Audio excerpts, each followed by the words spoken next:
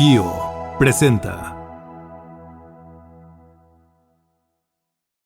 Advertencia. Este podcast incluye alto contenido tecnológico y puede provocar curiosidad persistente, exceso de ideas y necesidad incontrolable de entender cómo funciona el mundo en la era digital. Dos tecnófagos, humanos probablemente, mastican por ti lo último en innovación y esas tendencias tecnológicas que todos repiten, pero pocos entienden. Bienvenidos a Tecnófagos, devoradores de tecnología. Un espacio para saborear y entender la tecnología. Bienvenidos a Tecnófagos, devoradores de tecnología. El día de hoy hablaremos de beneficio mutuo, porque Elon Musk compró una startup que desarrolla herramientas orientadas a facilitar el trabajo de los desarrolladores de software, porque sabe que a Grok le va a faltar tener su propio Grok Code. Y vamos a hablar de qué es eso, qué es un Grok Code y por qué es relevante. Vamos a hablar de la experiencia física y tangible, porque Apple está apostando su futuro a la tecnología que, pues ya saben, nada más la que mayor rapidez ha avanzado en la historia de la informática y de la humanidad, o sea, la inteligencia artificial. Muchas apuestas que está haciendo Apple, desde luego, están cambiando a la alta dirección, están cambiando hacia dónde están poniendo sus fichitas, así que vamos a analizar un poquito de eso.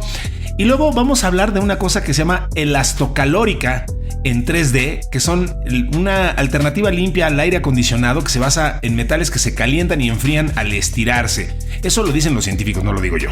Así que vamos a platicar de todo eso y mucho más en este episodio de Tecnófagos Devoradores de Tecnología, que inicia ahora. Para abrir la mente, la entrada de hoy. Muy bien, pues ahí estuvo nuestro nuevo intro que nos han dicho que ha habido como opiniones encontradas, Bernie. Hay gente que dice que está muy sangrón, otros les dicen que les gusta mucho. Hoy vamos a retomar algunos comentarios de la gente de Telegram, así que no se despeguen de este episodio.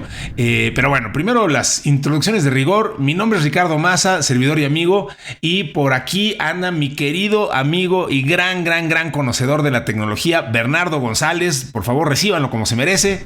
Y quiero Bernie, ¿cómo estás? Muy bien, muy contento de estar aquí nuevamente contigo. Y es muy cierto lo que dices. Por eso tenemos una comunidad, a diferencia de simplemente una audiencia. Y aquí Correcto. La gente puede opinar, interactuar, decir lo que quiera de cualquier tema. Y pues simplemente estamos tratando de hacer de repente cosas diferentes para que el contenido les llegue mejor a toda la gente que nos escucha. Algunas funcionan mejor que otras, así es de que esto es un diálogo y seguramente lo ajustaremos. Pero pues, si te parece, comencemos con este contenido que se ve muy interesante. Como ya lo hemos dicho siempre, al menos en los últimos 2 o 3 años, cada semana hay toda una retalía de noticias y de avances que no dejan de sorprendernos, cómo está agarrando más velocidad. Y luego en estos temas económicos, de demandas y de inversiones y todas estas cuestiones, pues ya estamos hablando de números realmente estratosféricos. Me parece que hace 5 años eran como inimaginables, ¿no? Inimaginables. Lo que estamos viendo ahora. Sí, estamos viviendo una era cuántica en términos Literal. exponenciales. O sea, números, como bien dices, que no nos imaginábamos. Y pues es bien interesante estarlo viviendo desde adentro, analizándolo desde adentro y pues tratando de darle un poco de sentido a todo lo que está pasando. Y pues en ese afán, pues vamos a platicar de esto que se llama beneficio mutuo. Vamos a entrarle, mi querido Bernie. Vamos. Bien, a ver, pues SpaceX, esta empresa dedicada al espacio y cosas relacionadas, propiedad de Elon Musk, anunció un acuerdo que le otorga el derecho a adquirir la startup de IA Cursor, de la que también hemos hablado mucho y es una empresa bien interesante. Ahorita ahondamos un poquito en ella. La va a comprar en 60 billones o digamos 60 mil millones para no errarle, 60 mil millones de dólares antes de fin de año. O a pagar 10 mil millones por el trabajo conjunto que ya desarrollan ambas compañías. La idea es crear la mejor IA del mundo para la codificación y el procesamiento del conocimiento. Ándale, pues. El acuerdo con SpaceX AI busca fortalecer la posición de Musk frente a competidores en el sector de la IA, entre ellos sus ya de plano muy odiados OpenAI. ¿Viste el tweet que puso Elon Musk diciendo, llamando a Sam Altman Scam Altman? O sea, ahora ya tomando una nota del libro de Donald Trump, ya de plano le pone apodos de niños de 5 años a sus enemigos y rivales. Entonces a Sam Altman ya lo llama Scam Altman. Scam es fraude, ¿no? Entonces ya lo llama Scam Altman. Entonces, bueno, pues esos son los competidores de SpaceX, OpenAI, la que es creadora de Codex, y Anthropic, los creadores de Cloud. Cursor, a ver, es bien interesante. Cursor desarrolla herramientas orientadas a facilitar el trabajo de los desarrolladores de software. Fueron además los primeros, creo yo, que hicieron una herramienta accesible al público en ese sentido, como pues hasta de vibe coding, pero ofrece soluciones para probar modificaciones en el código y registrar las actividades mediante videos, logs y capturas de pantalla. En noviembre del 25, Cursor era el líder indiscutible del segmento de agentes de IA de programación y contaba con 3.400 millones de financiamiento, quizás deberíamos decir, una reputación fantástica entre los desarrolladores. Pero como dice Bernie, pues aquí las cosas ya se mueven muy rápido, en un nanosegundo. En el comunicado del acuerdo, los responsables de Cursor explican que la falta de acceso a la capacidad de cómputo para entrenar sus propios modelos de IA había sido un gran cuello de botella para su crecimiento. Este acuerdo le da acceso al supercomputador de IA de xAI. Es el que se llama Colossus. Colossus, correcto. Sí, es Colossus, ¿no? Colossus. Es precisamente perfecto para entrenar LLMs y que, según sus responsables, les permite escalar drásticamente la inteligencia de nuestros modelos. En el otro lado hay también un ganador. xAI no tiene un producto que compita con Cloud Code o Codex. Comprar Cursor, entonces, resuelve ese problema de golpe. En lugar de trabajar en construir un producto por años y que sus competidores sigan avanzando, pues entonces lo que está haciendo Bernie es integrar directamente al equipo que ya tenía ese producto. Vénganse para acá, y ahora, a partir de ahora en adelante, donde decía Cursor, ahora va a decir SpaceX o algo por el estilo, o xAI, y se acabó el problema. Y entonces las transacciones y las rondas de financiamiento pues podían redefinir el panorama competitivo de la IA en los próximos meses. Pues ahí está Mr. Elon Musk poniendo su fichita. Fichota. Sí, es una fichota, sí, exactamente. Mira, creo que lo explicas perfectamente bien de cuál es la jugada que está aquí buscando SpaceX. Y simplemente para complementar lo que acabas de mencionar, pues no solamente SpaceX, sino también las otras compañías de Elon Musk, conforme se van desarrollando, y sobre todo estos componentes tecnológicos como la inteligencia artificial, vas entendiendo cómo está él armando un rompecabezas claramente, ¿no? Esta compañía de SpaceX es la líder indiscutible, nos guste o no. En el sector privado ha tenido un desarrollo muy avanzado en los últimos 20 años, como ninguna otra empresa, ni privada ni agencia gubernamental. No importa si estás hablando de Estados Unidos, de Rusia, China, Japón, la que sea, el avance que tiene es muy poderoso, ¿no? Por ahí hace un par de semanas salió un video súper interesante publicado por la propia SpaceX, unos 25 minutos de pietaje de las pruebas que han estado haciendo el último año. Si no lo han visto, se los ponemos ahí en el grupo de Telegram, pero muy interesante lo que está haciendo. ¿Y por qué es relevante? Pues porque la industria espacial tiene muchos riesgos y muchos retos, particularmente relacionados con el cuerpo humano, ¿no? Ya hemos hablado tú y yo aquí innumerables veces la exposición a la radiación, el que no hay atmósfera, no tienes oxígeno, la gravedad, etcétera. Entonces tiene mucho sentido llevar robots, ¿no? Estas misiones, ahorita por ejemplo, también hay videos que circulan allí en internet de estos módulos lunares. La NASA, Blue Origin, el programa Artemis, y ahora SpaceX, todos están poniendo la atención a la Luna. Dejaron en pausa la idea de ir a Marte. Y cosas que tienen que resolver es cómo bajar los cohetes, cómo bajar la carga, cómo hacer construcciones y estar regresando esos cohetes, pues para estar llevando y trayendo materiales. Y me parece a mí que la solución evidente es que se va a tener que hacer con muchos robots, ¿no? Y esos robots van a requerir de muchísima inteligencia artificial, de muchos algoritmos y de mucha programación que sin lugar a duda aquí Elon Musk está vislumbrando hacerlo con los propios algoritmos, ¿no? De una manera muy, muy resumida, pues estos casi 4 años de inteligencia artificial generativa que hemos experimentado todos los seres de este planeta, pues empezamos con el ChatGPT 3.5. Creíamos que hacer prompts o convertirte en un prompt engineer era la tocada de hoy y con eso ibas a destacar, y al poquito tiempo apareció ese famoso vibe coding, donde las herramientas de los desarrolladores tradicionales, estos IDEs, estas interfaces para programar y facilitarles todo el trabajo, pues ya no solamente completaban las frases de las instrucciones de los diferentes lenguajes, sino que ya generaban pequeños pedazos de código.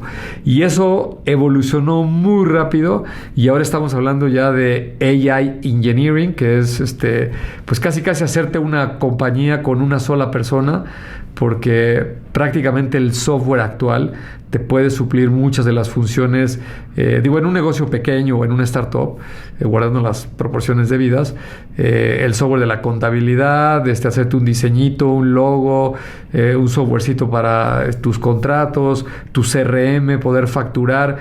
Hay un sinnúmero de servicios en el Internet, y aún si tú requieres desarrollarte algo, una aplicación o lo que sea, pues hoy es relativamente fácil construirlo, ¿no? Y como bien mencionas, Cursor es una de las compañías que comenzaron con el uso de estos agentes y a generar código ya mucho más sofisticado. Por ahí había otra compañía que ya reseñamos, Windsurf, que esa fue adquirida por Correcto. Google. En realidad compraron activos, se llevaron a los fundadores y algo de propiedad intelectual, y la compañía se quedó ahí de manera independiente, pero pues las grandes tecnológicas están apuntando hacia allá. Y esta computadora que mencionas, efectivamente la Colossus, que está montada ahí en Memphis, ya la hemos reseñado con mucho detalle. Era una fábrica vieja abandonada de una empresa alemana, Electrolux, que hacía electrodomésticos, y el señor Elon Musk la compró seguramente muy barata, la reacondicionó como centro de datos especializado para servidores con GPUs, enfriamiento con agua. También hay un montón de videos ahí en el internet a ese respecto, y al menos que yo tenga noticia o de fuentes que hayan publicado, acabo de checar un dato, a abril de 2026 tiene aproximadamente 555,000 GPUs, ¿no? Entonces, si Colossus no es una de la más grande, pues es una de las más grandes. Cuando menos. Por ahí está el proyecto de Stargate, que justamente es Cam Altman, ahora como le llamas, y Larry Ellison, y se me va su nombre japonés, el de SoftBank. Sí, yo también nunca me acuerdo de cómo se llama.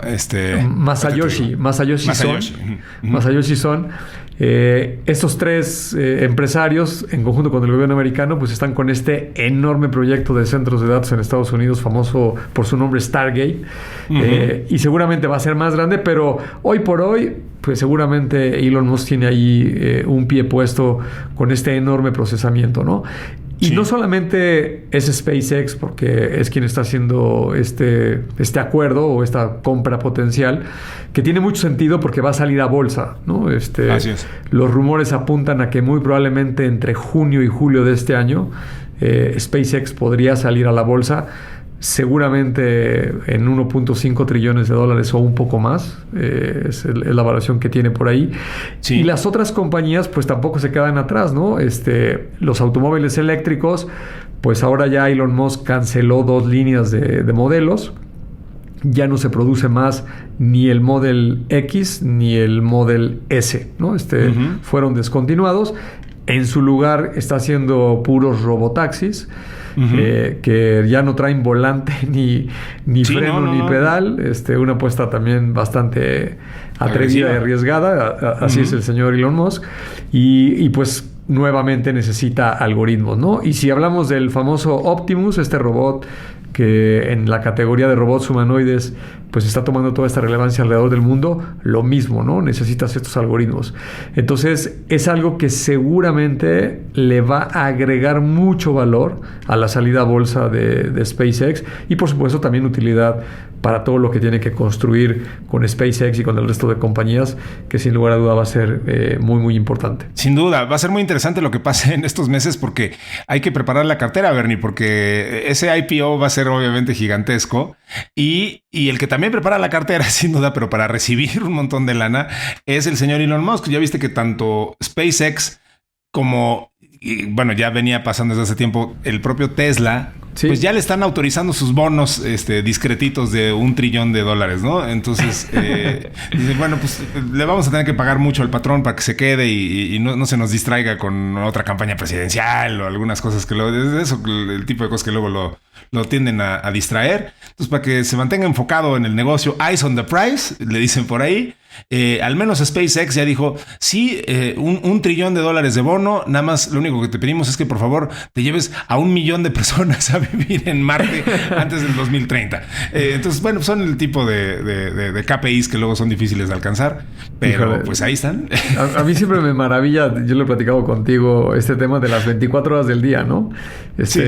Todos los 8,000 millones de seres humanos que habitamos este planeta, porque somos los únicos animales, al menos que sepamos, que tienen conciencia del tiempo y lo miden, correcto, de manera muy meticulosa, todos tenemos exactamente la misma cantidad de tiempo, ¿no? No importa si eres el presidente de los Estados Unidos o eres una persona sin casa en el país más pobre y en las condiciones más paupérrimas.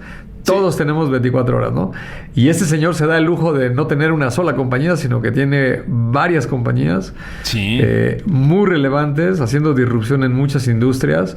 Y por si fuera poco, le sobra tiempo para dar lata y meterse en cualquier cantidad de problemas y ser seguramente una de las figuras más polémicas que tenemos. Y tuitear, de verdad, como te digo, como niño de 14 años. Sí. Y andar demandando y se mete al juicio y no, es de verdad que es digno de analizarse. Diría alguien por ahí muy coloquialmente, ¿y cómo le hace para darse tanto tiempo? Exacto. Para andar metido en tantas tonterías, ¿no? Yo pensé que ibas a decir aquel chiste de ¿cómo le hace? Diciendo, pero ¿cómo le hace a la...? Sí. También se presta para eso. Sí. También. Muy bien, pues vamos a hablar de otra corporación que también nos importa mucho y que también mueve muchos hilos y que también está teniendo cambios y más cambios, Bernie, que es Apple. Así es, vamos a ver qué le está pasando a Apple con el cambio de estafeta de su dirección general. Es momento del plato fuerte. Lleguemos al fondo. Pues esto se llama experiencia física y tangible. A ver, ¿por qué? Porque obviamente lo que todo el mundo ha comentado y hoy es muy relevante es que Apple anunció que su CEO Tim Cook va a dejar el cargo y que quien va a asumir ese cargo es John Ternus y todos al unísono tuvimos que decir ¿who? O sea, yo creo que no era de los nombres que más sonaban en Apple, pero eso tiene una razón de ser y una filosofía interesante. Vamos a platicar de esto, porque esto cambia significativamente la compañía. Y vaya que si alguna compañía ha demostrado la importancia de la visión del CEO, es Apple, ¿no? O sea, ante la salida y posterior muerte de Steve Jobs, pues el cambio tan radical que tuvo la empresa en su filosofía, en lo que transmite y tal, fue brutalmente radical. Muchos extrañan o extrañamos ese Apple visionario, transformador, pues lo que solían representar en cuanto a pues como lo decía su spot, ¿no?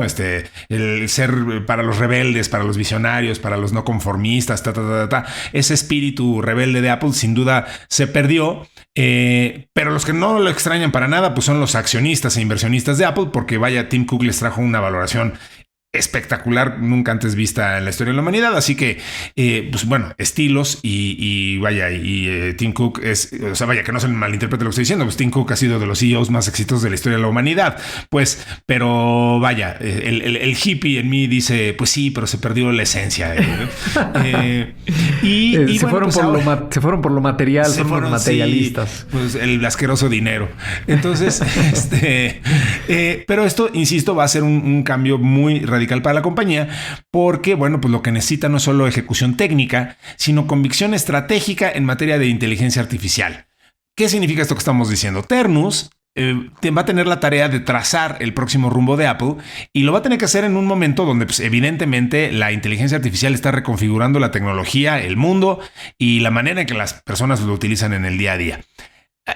Apple ha lanzado un conjunto de funciones impulsadas por IA para el iPhone, la Mac, para el iPad, pero no ha presentado una estrategia de IA más amplia. Y ojo, dijeron que lo iban a hacer, lanzaron toda una iniciativa, hablaron de un Apple Intelligence que nunca nadie vio. O sea, sí se han dado hasta quemones pues con esto, ¿no?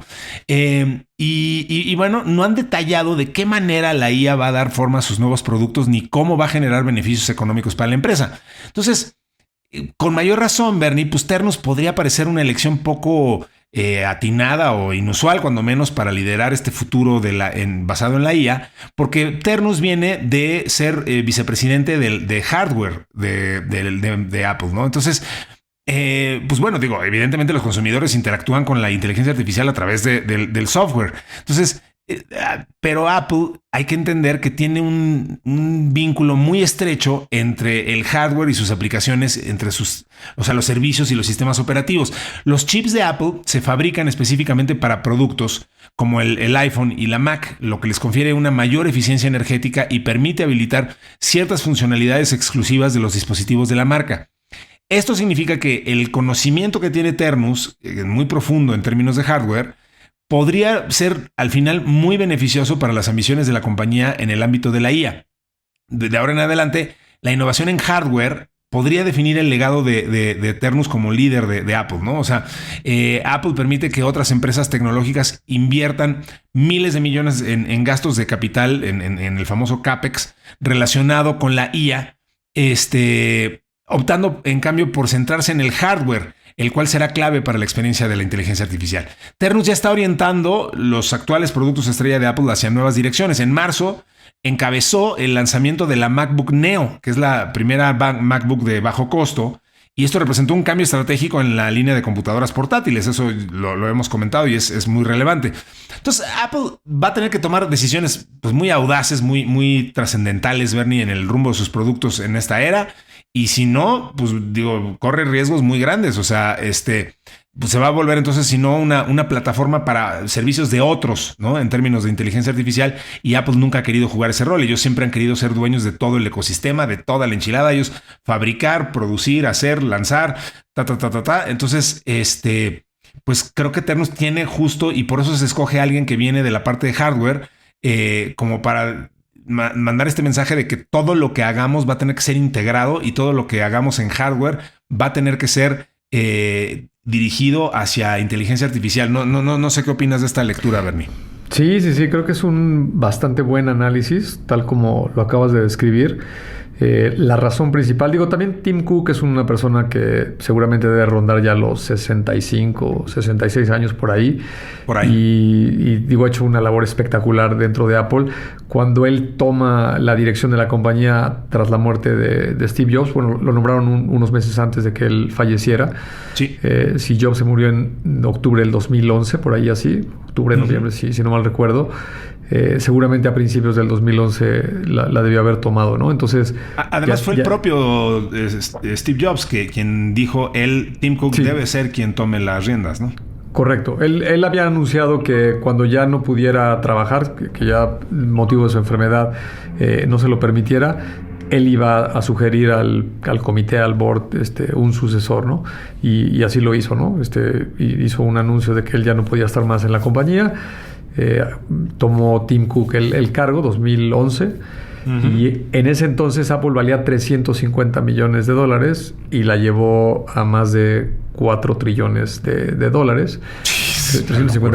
350 billones valía y la llevó a 3.400, ¿no? O sea, creció más de 10 veces un lapso de 15 años. De 15 años. Que para una compañía de ese tamaño es muchísimo, ¿no?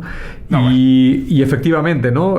Tim Cook es un CEO que ya trascendió a la historia por haber logrado eso y por haber mantenido una compañía a tu punto de esta cuestión de nostalgia de la innovación de Steve Jobs, no es que dejara de innovar. Yo creo que Apple es una compañía que siempre ha estado innovando y se ha mantenido a la punta con sus productos, porque si no es en este mercado es muy fácil que cualquier otro se lo hubiera comido. Sin embargo, la innovación creo que fue simplemente incremental.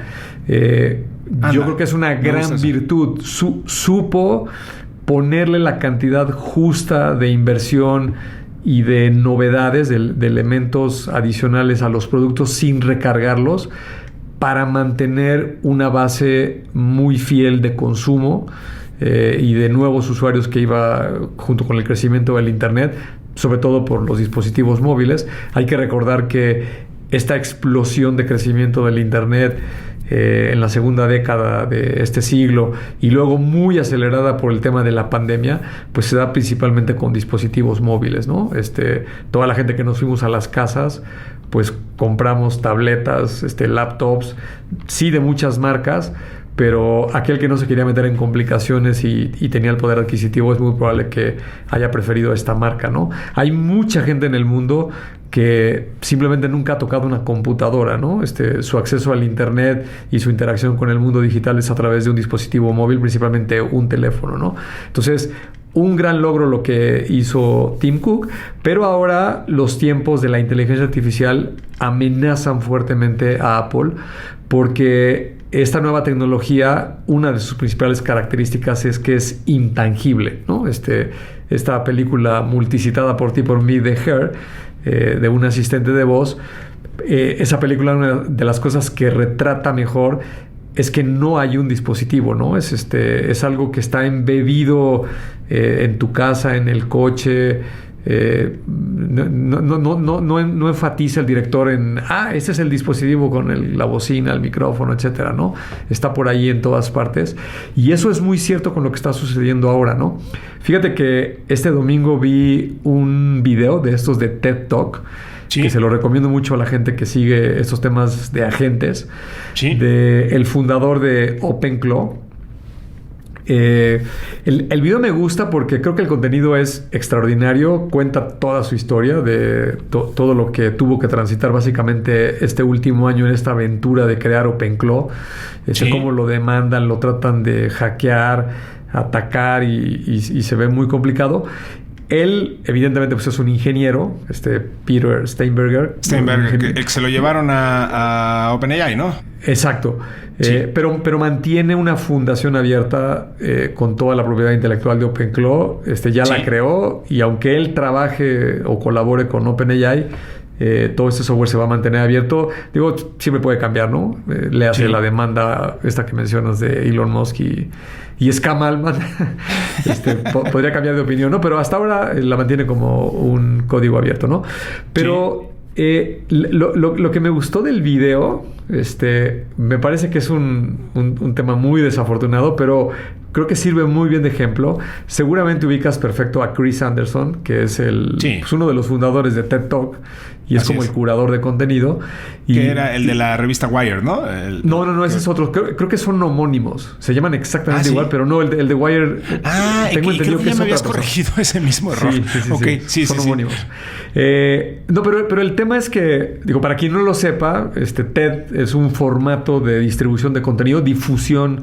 Sí. De hecho, es tecnología, design, y la no recuerdo de qué es, pero el espíritu de TED es hablar abiertamente de temas pues de tecnología y de tendencias científicas, hasta de diseño y todas esas cuestiones, que ahora ya le han metido un montón de temas, sí, pero como que siempre ha estado abierto ese espíritu, ¿no? Y ese señor dio su exposición. Evidentemente no es muy hábil como expositor, pero la historia es lo suficientemente buena y entretenida como para que lo sigas. Pero al final, Chris Anderson se le subieron las cabras al cerro y le dice: oye, me dejas súper preocupado porque si tú fueras un actor de Hollywood, tú eres Terminator y estás abriendo la caja de Pandora y se va a acabar la humanidad y lo super saca de onda el pobre Peter Steinberger, no sabe ni qué contestar. Sí.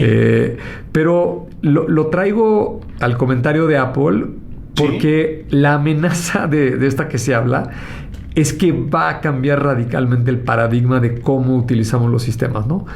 Hablar con un agente de inteligencia artificial razonablemente robusto, porque es una tecnología muy nueva, todavía inmadura y está en constante evolución, pues la principal característica que tiene es que carece de una interfaz, ¿no? Correcto. Este señor, todos sus ejemplos son, pues tomo mi teléfono, abro el WhatsApp y ni siquiera escribo, le dicto, ¿no?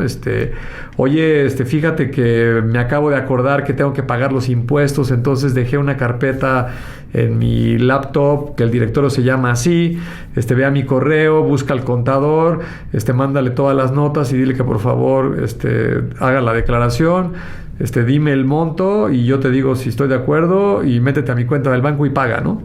Sí. En un mensaje de voz. Y eso es técnicamente factible de ejecutar el día de hoy, ¿no?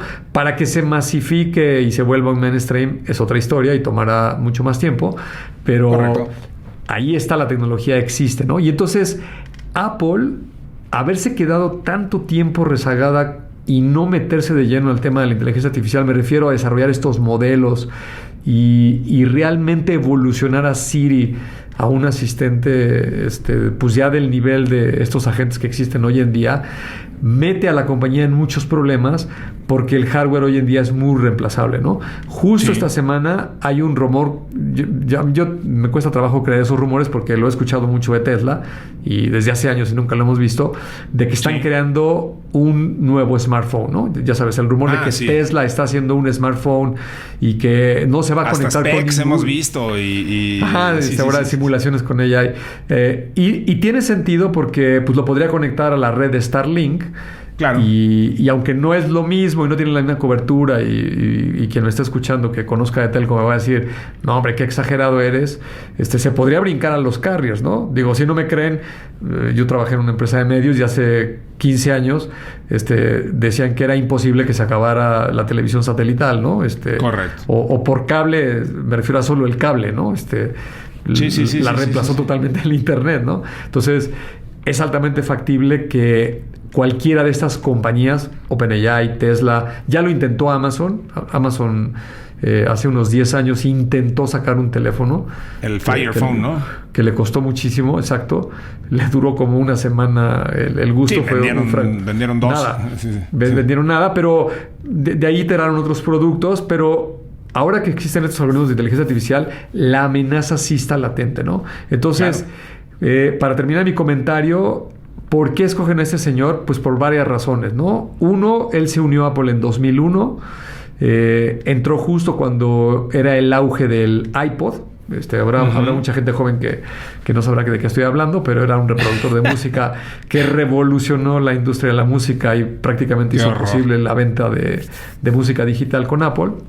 Sí. Y con eso la compañía se transformó. Pues desde esa época viene, ¿no? Le tocó el lanzamiento y la fabricación del iPhone, con todo lo que eso implicó. Que, por cierto, el iPhone el año que entra cumple 20 años. Sí. Entonces, tampoco es nada descabellado que andar con este rectangulito de metal y cristal, con la cabeza agachada, leyendo todo lo que está en la pantalla, pues es un formato que puede estar próximo a caducar. Y seguramente vamos a entrar a otro tipo de dispositivos, ¿no? Es muy interesante porque, perdóname, estamos hablando justo de la diferencia de visiones que tenían Steve Jobs, Tim Cook y entrando ahora a una nueva era. Y una de las frases que siempre se me hizo más intrigantes de Steve Jobs era que él decía que el software era solamente eso que no te dio tiempo de meter en el hardware. Y te habla de la perspectiva que él tenía en ese tiempo. Digo, faltaban muchos años para que existiera la computación en la nube y etcétera. Pero para Steve Jobs, el hardware era como lo último. Es decir, era en donde tenías que integrar las funcionalidades de la máquina a lo físico y todo lo que no cabía y lo que no te daba tiempo de hacer, pues ya lo ponías ahí como programación.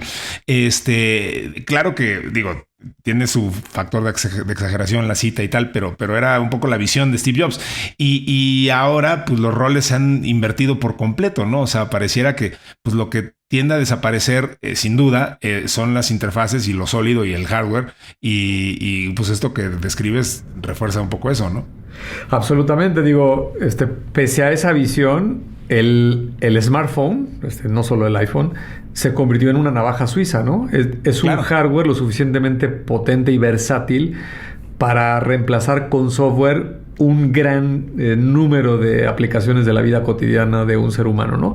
Todo el mundo se acordará de esa imagen que son dos oficinas, se compara una con otra, donde en la de la derecha solo está un smartphone y en la de la izquierda pues hay un radio, una televisión, una cámara fotográfica, un despertador, todas las apps que tiene uno en el teléfono. Correcto. Antes eran un aparato físico cada una de ellas y todo eso se atomizó y se metió vía software en el teléfono, ¿no?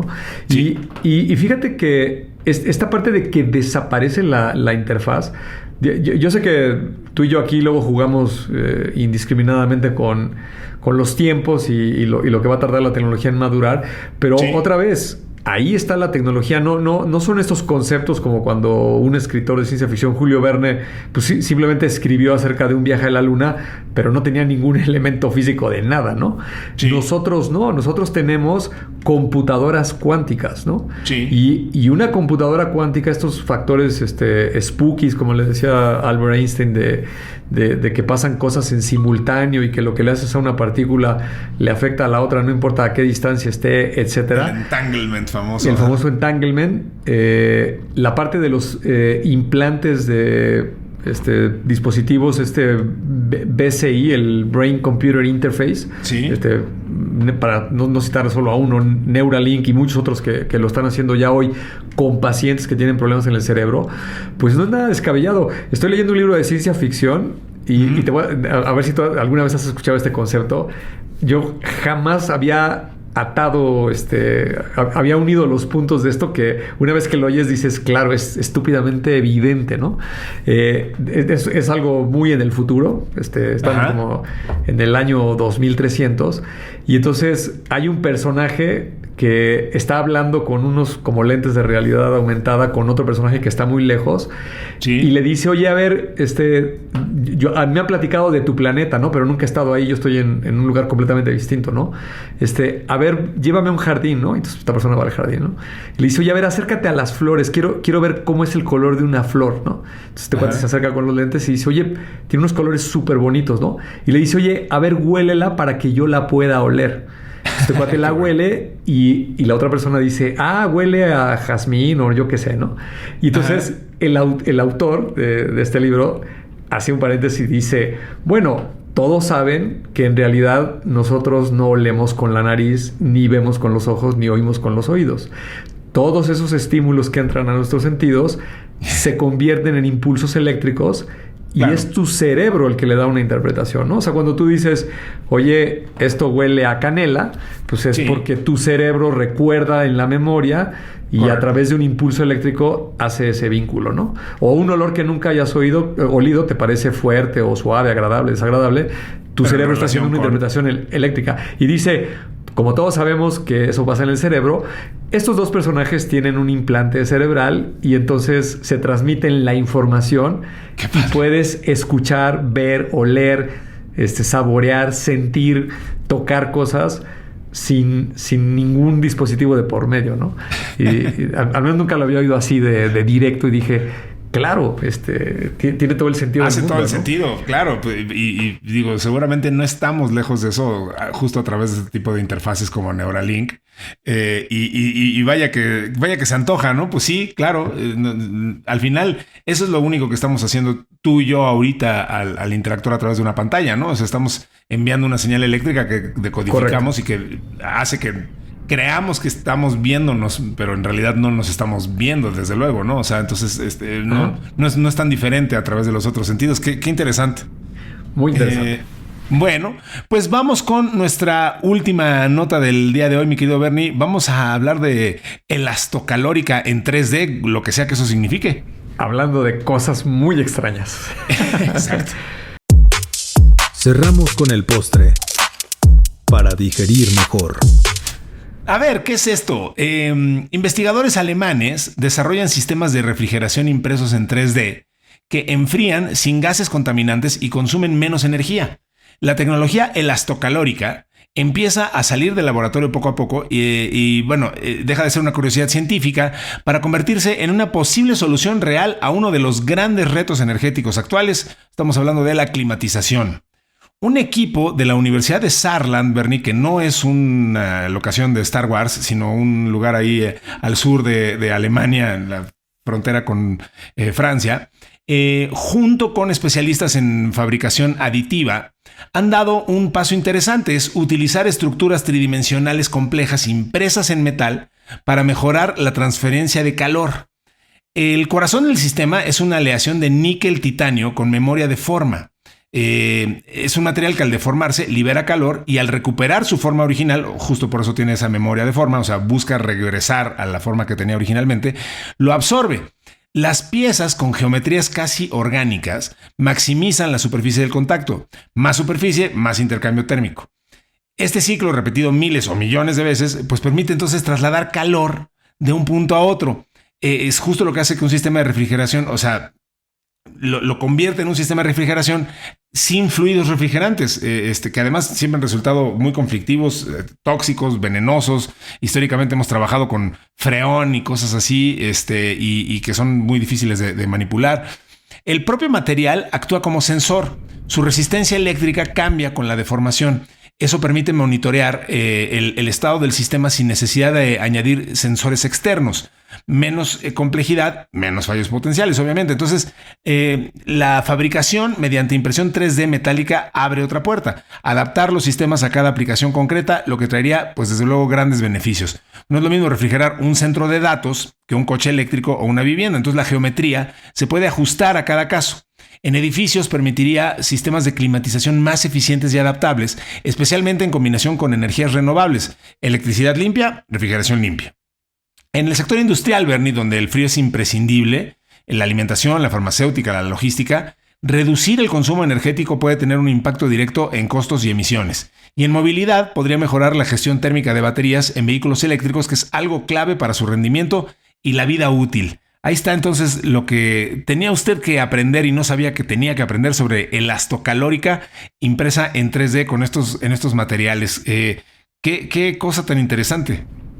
Absolutamente, son de estas notas que a mí me gustan muchísimo porque estamos hablando de ciencia, de una tecnología que está en el laboratorio, muy experimental, pero cuando entiendes las propiedades físicas de la materia y cómo funciona, es muy fácil echar a volar la imaginación de cómo va a ocurrir una revolución, ¿no?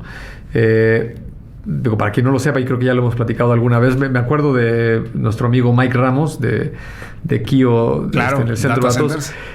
Siempre que te hace un recorrido o siempre que te explica algo de este tema de las refrigeraciones, usa este ejemplo de frotarte las manos. Las palmas de tu mano se calientan y si le das la mano a una persona que tenía las manos, digamos, en la mesa, el que se frotó las manos va a sentir la mano de la otra persona muy fría, ¿no? Sí. Y la otra persona, al contrario, la va a sentir muy caliente, ¿no? Eso en la física es la segunda ley de la termodinámica. Y correcto. Es este intercambio de que un cuerpo que está más caliente le transfiere el calor a un cuerpo que está más frío, ¿no? Así funciona la física en este planeta. Entonces, la entropía. Sí. Exactamente. Lo más común en la industria es ya sea enfriando agua o utilizando gases que tienen estas implicaciones. Son difíciles de elaborar, algunas veces son tóxicos, su manejo, sus desechos. Lo que se hace es o enfrías el aire o enfrías el agua y la haces pasar por un cuerpo que tiene mucho calor. En el caso de un centro de datos y equipos de cómputo, pues los procesadores que están moviendo electrones para representar todos los ceros y los unos están generando muchísimo calor, le ponen una placa de metal y entonces si le expones aire frío, el aire va a absorber el calor de esa placa que está caliente y entonces va a descender la temperatura de la placa del procesador, ¿no? Un ejemplo mucho más trivial es que si te vas a la playa y la habitación está muy caliente, pues le prendes al aire acondicionado, estos famosos chillers que funcionan con agua, y entonces enfrían el aire y se genera un intercambio de calor adentro de la habitación, ¿no? El aire que está caliente empieza a pasarle el calor al aire frío que sale del aparato, del aire acondicionado, y entonces eso te da una sensación de que la temperatura está más fresca.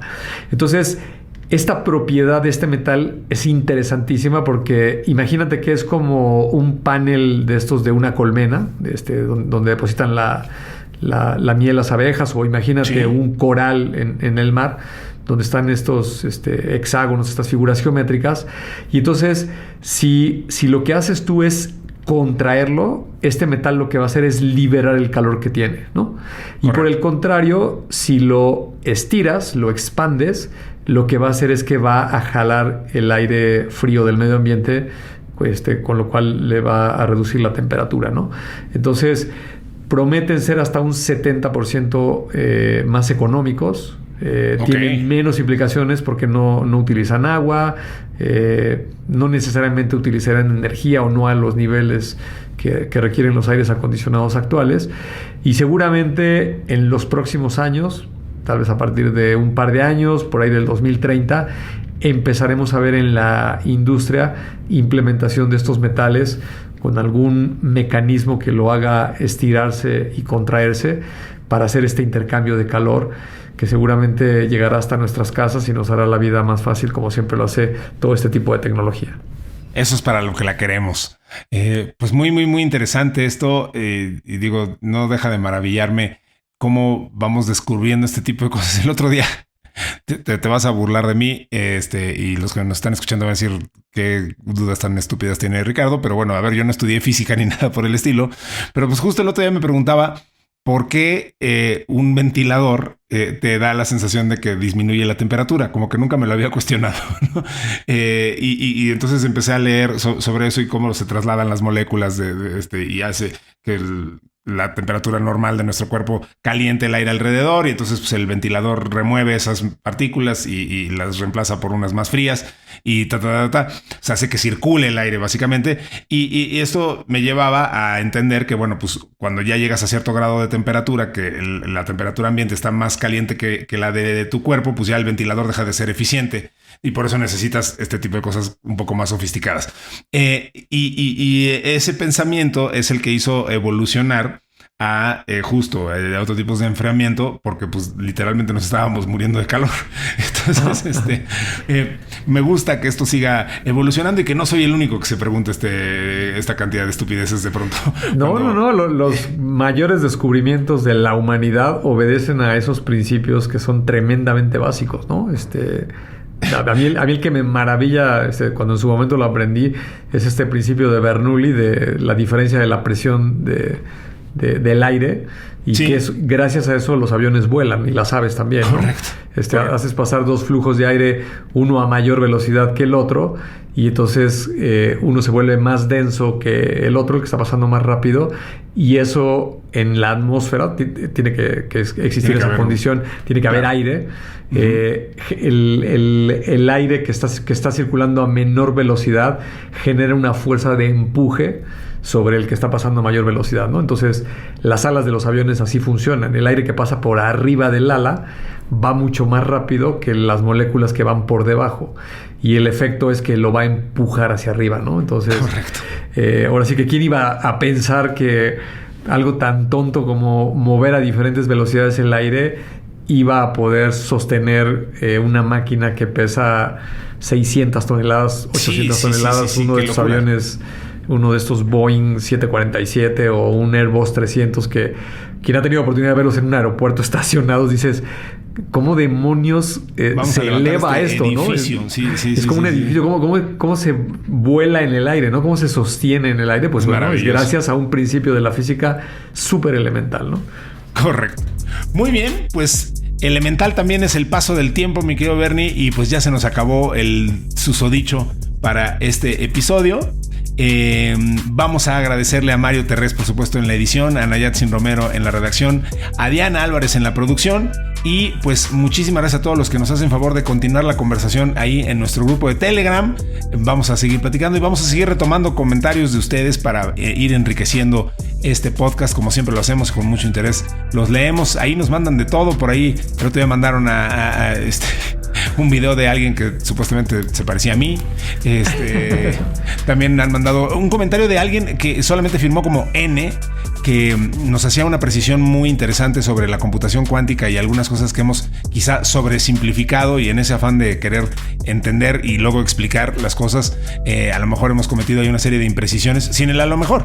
Entonces, bueno, pues ya tomaremos eso mucho en cuenta para explicar mejor la computación cuántica, que pues es muy complicada de explicar. Y pues todo lo que ustedes nos hacen favor de compartir ahí, créanos que leemos con muchísimo interés, y pues en la medida de lo posible lo iremos ahí incorporando a este podcast. Muchísimas gracias, Bernie, por compartir una vez más este espacio. Al contrario, para mí es un placer tener esta oportunidad de charlar contigo por este espacio y sobre todo de compartirlo con la audiencia que amablemente nos escucha.